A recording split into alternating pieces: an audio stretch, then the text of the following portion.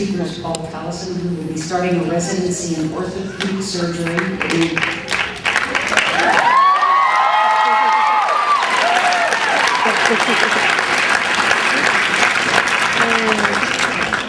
at Yale New Haven. Yeah, Paul.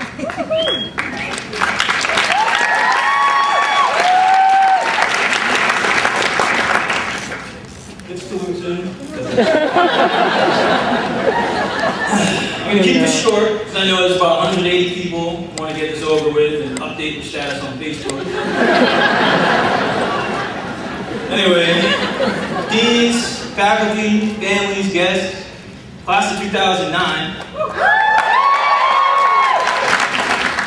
Welcome to the second most important day in my life. The second most important day because my father-in-law is sitting over there, and he paid for the wedding. To prepare for this speech, I watched a bunch of commencement speeches on YouTube, and they all nervously opened with, "Boy, I wish I took a beta blocker." But due to my slow heart rate, beta blockers are contraindicated. So if anybody would like to share some Valium, toss it up here. We all had different reasons for choosing medicine as a career. Some wanted to deliver babies, some wanted to save lives. As for me, my career in stand-up comedy didn't work out, and I chose medicine because it required less thinking. And then I took it a step further by choosing orthopedic surgery.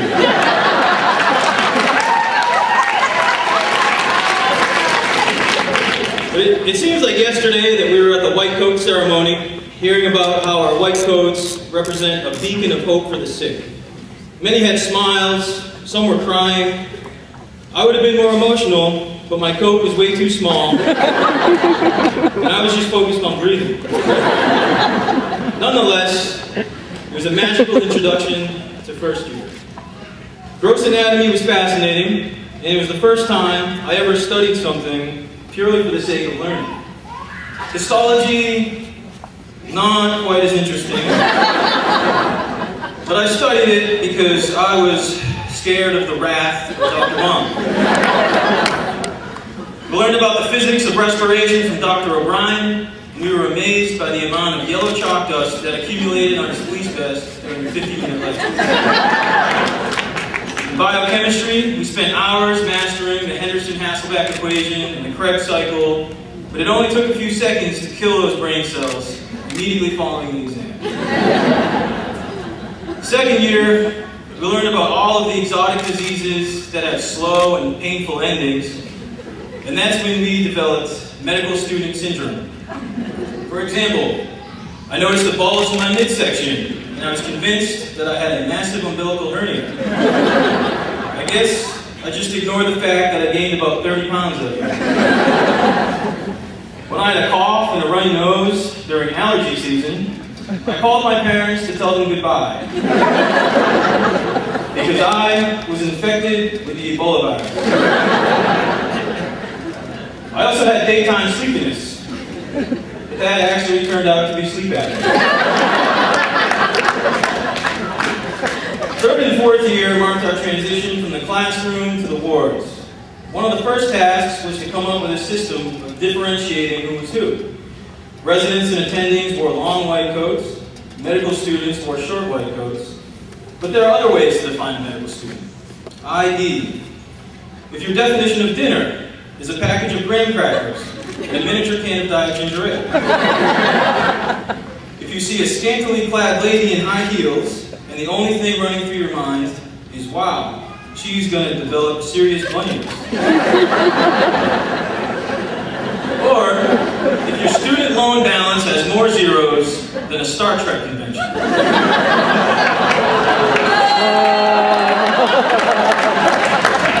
No offense. But each clinical rotation brought about great joy in me.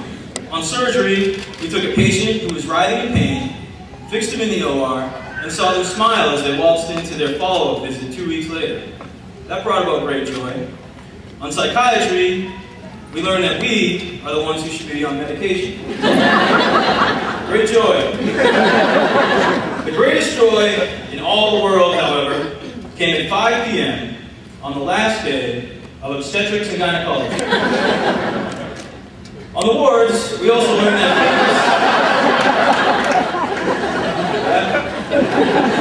on the wards, we also learned that famous two-word phrase that everybody loves to hate. Strong word. Strong word. And if you're unfamiliar with that phrase, UrbanDictionary.com defines it as work that is worthy of praise. It's also the highest compliment one can give in the medical field.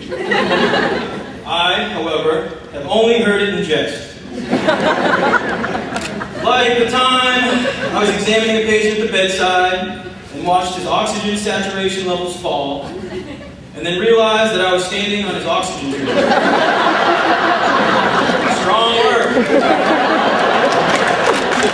By the time I rested my hands on a patient's leg during a 5-hour surgery, and after the case, the patient had a pair of size 8 bruises where my hands had been. Strong word. Then there was the time I was inserting a Foley catheter into a female patient, and my attending grabbed my arm and said, "Hey, that is not the urethra." Strong word. But the most important skill gained in the clinical years was learning how to conquer fear. We conquered our fear of sticking needles into people. We conquered our fear of having every known bodily fluid spilled on our pants.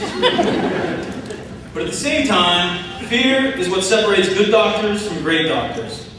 Fear that a patient's injuries might be from domestic abuse and not from falling down the stairs. Fear that the atypical red reflex in a toddler's photograph might be retinoblastoma. Fear that a patient's subtle back pain might not be arthritis, but could actually be kidney cancer. So at the end of 4, 5, and in some cases 9 years of medical school, we've become masters in multiple choice tests, learn how to manage fear, and will soon begin our careers as physicians. And none of us could have pulled this off without the support of our friends, families, and mentors. Thanks, Mom and Dad, and my siblings. I don't know where I'd be here without you. I especially have to thank my wife, Kirsten.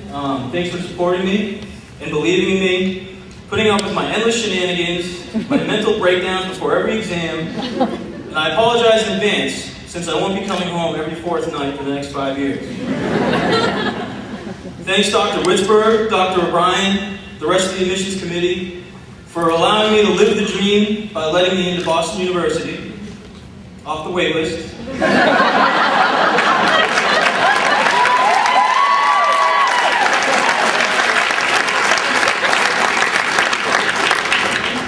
And thanks for taking a chance on a guy whose college GPA was almost as low as George W. Bush's. I'm not really qualified to give the class of 2009 any advice, because let's face it, most of you are much smarter than I am. I am qualified to give advice to everyone else in the crowd.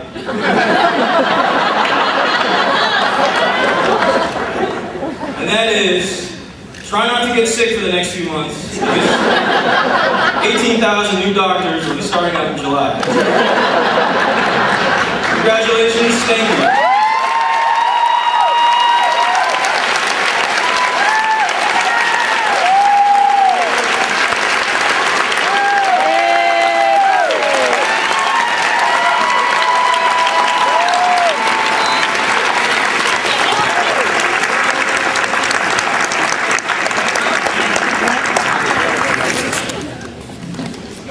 Thank you, Paul.